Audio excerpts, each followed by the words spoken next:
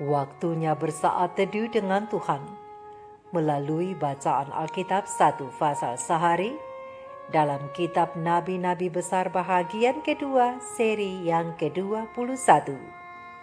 Kitab Yeremia pasal 21 dengan perikop pembuangan Raja Sedekia diberitahukan dan nubuat melawan Raja Yehuda. Mari baca Alkitab, mari dengar Alkitab, dan mari lakukan apa yang Allah firmankan di dalam Alkitab. Maka iman dan pengharapanmu tidaklah sia-sia. Tuhan Yesus Allah Putra, Alfa dan Omega memberkati, dan Allah Roh Kudus akan menuntun untuk memahami. Salam kasih dan doa dari Rumah Produksi Endang Silitonga Tanjung Bible Audio Ministry. Mari memulainya dengan doa dalam hati.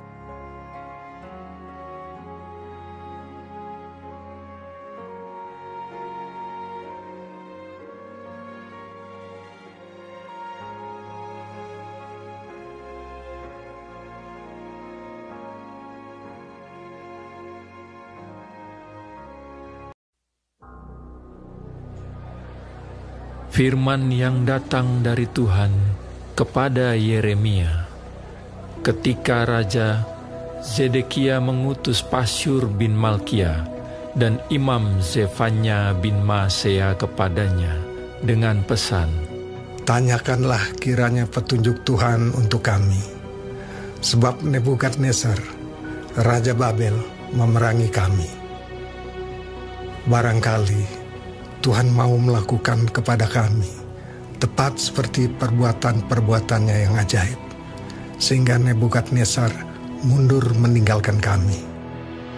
Kata Yeremia kepada mereka, "Beginilah kamu katakan kepada Sedekia, beginilah firman Tuhan, Allah Israel. Sesungguhnya aku akan membalikkan senjata perang yang kamu pegang, yang kamu pakai berperang melawan Raja Babel dan melawan orang-orang Kasdim yang mengepung kamu dari luar tembok. Aku akan mengumpulkannya ke dalam kota ini. Aku sendiri akan berperang melawan kamu dengan tangan yang teracung, dengan lengan yang kuat, dengan murka, dengan kehangatan amarah, dan dengan kegusaran yang besar. Aku akan memukul penduduk kota ini, baik manusia maupun binatang. Mereka akan mati oleh penyakit sampar yang hebat. Sesudah itu, demikianlah firman Tuhan. Maka Zedekia, Raja Yehuda, dan pegawai-pegawainya, dan rakyat di kota ini, yang masih tinggal hidup dari penyakit sampar, dari pedang dan dari kelaparan, akan kuserahkan ke dalam tangan Nebukadnezar, Raja Babel, yaitu ke dalam tangan musuh mereka yang berusaha mencabut nyawa mereka. Orang akan memukul mati mereka dengan mata pedang tanpa merasa sayang, tanpa belas kasihan, dan tanpa ampun. Tetapi kepada bangsa ini haruslah kau katakan, beginilah firman Tuhan. Sesungguhnya aku menghadapkan kepada kamu jalan kehidupan dan jalan kematian. Siapa yang tinggal di kota ini akan mati karena pedang, karena kelaparan dan karena penyakit sampar. Tetapi siapa yang keluar dari sini dan menyerahkan diri kepada orang-orang Kasdim yang mengepung kamu, ia akan tetap hidup. Nyawanya akan menjadi jarahan baginya. Sebab aku telah menentang kota ini untuk mendatangkan kecelakaan dan bukan untuk mendatangkan keberuntungannya. Demikianlah firman Tuhan. Kota ini akan diserahkan ke dalam tangan Raja Babel yang akan membakarnya habis dengan api.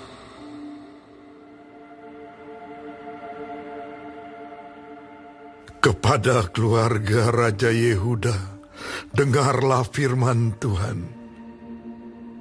Beginilah firman Tuhan, hai keturunan Daud. Jatuhkanlah hukum yang adil setiap pagi, dan lepaskanlah dari tangan pemerasnya orang yang dirampas haknya, supaya kehangatan murkaku jangan menyambar seperti api dan menyala-nyala dengan tidak ada yang memadamkannya. Oleh karena perbuatan-perbuatanmu yang jahat. Sesungguhnya aku akan menjadi lawanmu, hai kota yang di atas lembah, gunung batu di dataran. Demikianlah firman Tuhan. Hai kamu yang berkata, siapakah yang berani turun kepada kami? Dan siapakah yang berani masuk ke tempat perteduhan kami? Aku akan melakukan pembalasan kepadamu sesuai dengan hasil perbuatanmu. Demikianlah firman Tuhan. Aku akan menyalakan api di hutannya yang akan memakan habis segala sesuatu yang di sekitarnya.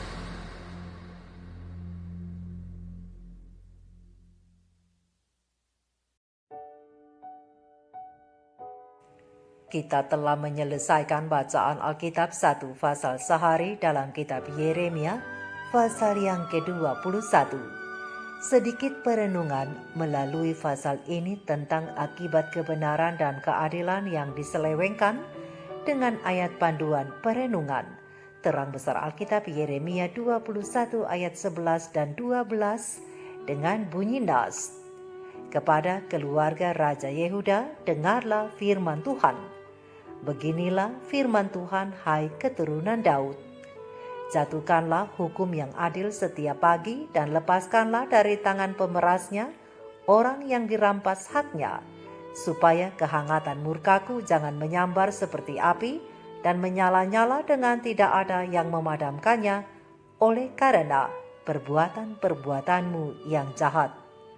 Sahabat-sahabat firman, sahabat sorgawi yang dikasihi oleh Tuhan di mana saja berada. Ketika kita membaca tentang para nabi yang berurusan dengan umat Tuhan, khususnya saat ini Yeremia, sering kita menganggap bahwa masalah utama di antara Tuhan dan umatnya dan apa yang membuat Tuhan menjadi sangat marah terhadap mereka hanyalah berkaitan dengan kegagalan kesalehan pribadi dari mereka yang tidak melakukan apa yang benar dan tidak menyembah Tuhan dengan cara yang benar. Memang itu semua merupakan alasan yang benar. Tapi coba kita lihat lagi apa hal lain yang tersembunyi di depan mata kita, yang sebenarnya sudah terbuka di hampir setiap halaman dalam Alkitab, khususnya kitab Yeremia, bahwa para nabi yang tidak setia telah menubuatkan nubuat palsu. Juga orang-orang Yehuda sendiri yang telah gagal dalam menjalankan keadilan. Gantinya mendukung kesetaraan, mereka malah menjara, bertindak sewenang-wenang dan menindas. Itulah sebabnya Tuhan meminta Raja Sedekia dan seluruh keluarganya untuk menjatuhkan hukum yang adil di pagi hari dan membebaskan orang-orang yang dijara atau yang dirampas haknya dari tangan para penindas mereka. Berdasarkan terang besar Alkitab Yeremia 21 ayat 12. Namun raja dan rakyatnya tetap melakukan penyimpangan-penyimpangan yang tidak berkenan kepada Tuhan. Untuk itu, Yeremia mengucapkan nubuat Tuhan bahwa Yehuda akan diserang oleh Babel. Dan gantinya mengadakan pertobatan Raja Sedekia malah mengutus Pasyur dan Imam Zebanya meminta Yeremia agar memohon kepada Tuhan membatalkan penghukumannya dengan mencoba mengangkat perbuatan ajaib Tuhan pada masa lampau sebagai dasar pertolongan Tuhan pada masa pemerintahan yang sekarang, masa pemerintahan Raja Sedekia. Tapi Tuhan menolak permohonannya itu. Penghukuman tidak dapat dielakkan lagi. Dengan penyakit sampar dan juga pedang dari pasukan Nebukadnezar, Tuhan akan menghancurkan Yerusalem dan membinasakan penduduknya. Itu semua karena mereka terlalu berlaku semena-mena terhadap sesamanya dan melakukan apa yang jahat di mata Tuhan. Mereka keras kepala dan tidak mau bertobat. Penghukuman Allah yang keras akan membuktikan bahwa Allah tidak main-main dengan dosa dan Allah itu adil. Bahkan Sedekia, Raja Yehuda dan pegawai-pegawainya dan rakyat di kota yang masih tinggal hidup yang lolos dari penyakit sampar, dari pedang dan dari kelaparan akan diserahkan Tuhan ke dalam tangan Nebukadnezar Raja Babel, yaitu ke dalam tangan musuh mereka yang berusaha mencabut nyawa mereka. Orang-orang itu akan memukul mati mereka dengan mata pedang, tanpa rasa sayang, tanpa belas kasihan, dan tanpa ampun. Berdasarkan ayat yang pertama sampai ayat yang ke-7 Yeremia 21. Dan Pasyur sendiri, ia bersama dengan keluarganya dan para sahabatnya, akan ikut tertawan dan mereka akan mati di negeri asing itu. Berdasarkan Yeremia 20 ayat 6. Namun kepada bangsa Israel, dalam hal ini kaum Yehuda yang masih tersisa, lewat penghukuman ini Allah memberikan jalan keluar dengan meminta mereka untuk memilih 2 opsi saja, yaitu jalan kehidupan atau jalan kematian. Itulah pesan Tuhan melalui Nabi Yeremia kepada bangsa itu, yaitu kalau mereka mau menyerah pada penawanan Babel, mereka akan selamat. Tetapi bila mereka tetap bersikeras tinggal di Yerusalem, maka mereka akan binasa bersama dengan kota itu. Terang besar Alkitab Yeremia 21 ayat 8-9. Sahabat-sahabat firman yang sedang menantikan akan hari kelepasan besar, yaitu hari Maranatha, berbicara tentang keadilan tidak dapat disangkal untuk hal yang satu ini. Kita pun sebagai umat-umat Tuhan terkadang merasa tidak nyaman bila diminta untuk berkeadilan sosial, padahal Tuhan yang kita sembah memiliki roh yang tidak terbagi-bagi untuk keadilan. Tuhan selalu memiliki keterlibatan dalam hal kemasyarakatan juga hubungan antar sesama. Dan Tuhan merindukan kita sebagai umat-umatnya juga memperlakukan semua orang dengan keadilan dan kesetaraan. Ini tidak hanya sebatas perseorangan atau kelompok, namun Tuhan meminta hal ini juga dijunjung pada semua sistem dan institusi, teristimewa institusi gereja milik Tuhan. Untuk itu pena Ilham Ilahi Roh Nubuat Kerinduan Segala Zaman volume 2 halaman 277 alinea pertama dan halaman 274 alinea kedua menasihati kita. Bila engkau membuka pintumu terhadap orang-orang yang berkekurangan dan menderita, engkau sedang menyambut malaikat-malaikat yang tidak kelihatan. Engkau mengundang persahabatan dengan makhluk-makhluk surga itu, dan mereka akan membawa suatu suasana kegembiraan dan damai yang suci. Mereka datang dengan puji-pujian pada bibir mereka, dan suatu lagu sambutan akan terdengar di sorga. Setiap perbuatan kemurahan menjelma menjadi musik di sana. Dan Bapa dari tahtanya yang suci akan menghitung para pekerja yang tidak mementingkan diri itu di antara hartanya yang paling berharga. Dan pada hari itu, Kristus tidak menunjukkan di hadapan manusia pekerjaan besar yang telah dilakukannya bagi mereka dalam memberikan hidupnya bagi penebusan mereka. Namun ia menunjukkan pekerjaan yang telah mereka lakukan baginya dengan setia. Bagi mereka yang didudukannya di sebelah kanannya, ia akan mengatakan, "Mari hai kamu yang diberkati oleh Bapa-Ku, terimalah kerajaan yang telah disediakan bagimu sejak dunia dijadikan. Sebab ketika aku lapar, kamu memberi aku makan, ketika aku haus, kamu memberi aku minum. Ketika aku seorang asing, kamu memberi aku tumpangan, ketika aku telanjang, kamu memberi aku pakaian. Ketika aku sakit, kamu melawat aku. Ketika aku dalam penjara, kamu mengunjungi aku. Tetapi mereka yang dipuji oleh Kristus tidak mengetahui bahwa mereka sudah melayani Dia. Terhadap pertanyaan mereka yang membingungkan, Ia menjawab, segala sesuatu yang kamu lakukan untuk salah seorang dari saudaraku yang paling hina ini, kamu telah melakukannya untuk aku. Sahabat-sahabatku, sahabat-sahabat firman, sahabat surgawi, penghakiman akan datang dan sasarannya terletak pada 2 poin inti. Ya, hanya 2 poin inti saja, yaitu kebenaran dan keadilan. Dan itu tidak didasarkan atas apa yang kita katakan, tapi atas apa yang telah kita lakukan atau abaikan untuk Kristus dalam pribadi orang-orang miskin dan orang-orang yang menderita. Untuk itu, kebenaran dan keadilan akan menjadi patokan pada hari penghakiman terakhir. Mari sahabat-sahabatku, sahabat-sahabat firman, sahabat sorgawi, kita semua yang sedang menunggu kedatangan Yesus yang kedua kali, mari berlakulah benar dan adil kepada semua orang, teristimewa kepada mereka yang miskin dan menderita. Mari kita renungkan ini bersama. Maranatha. Shalom.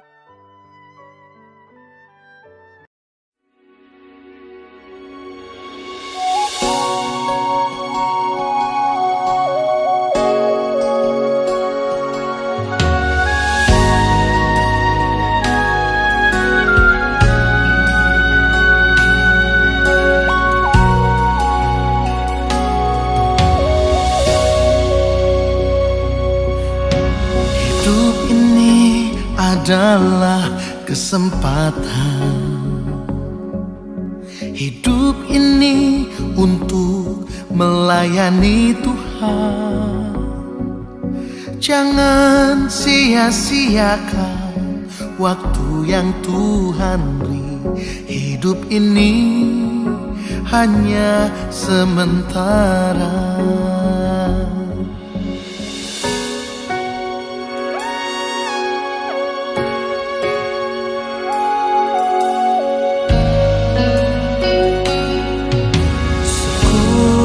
Bunga di pagi hari, mekar indah harum di padang yang hijau.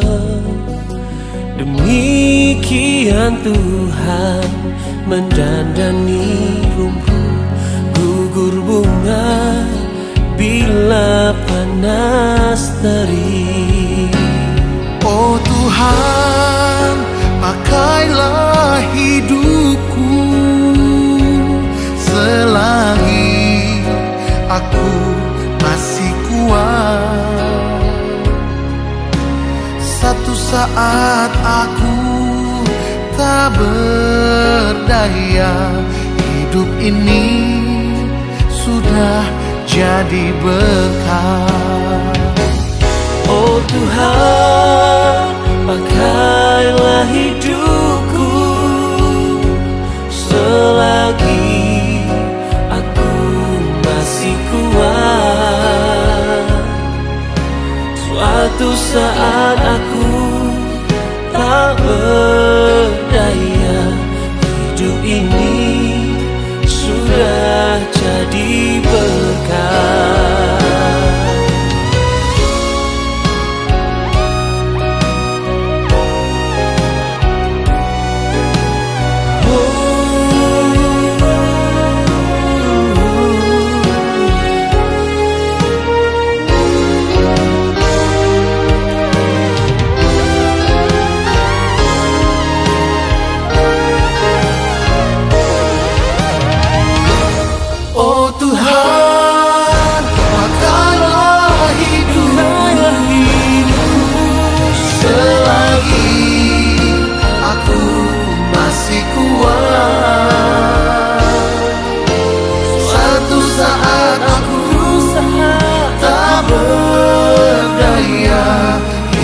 Ini sudah jadi berkah.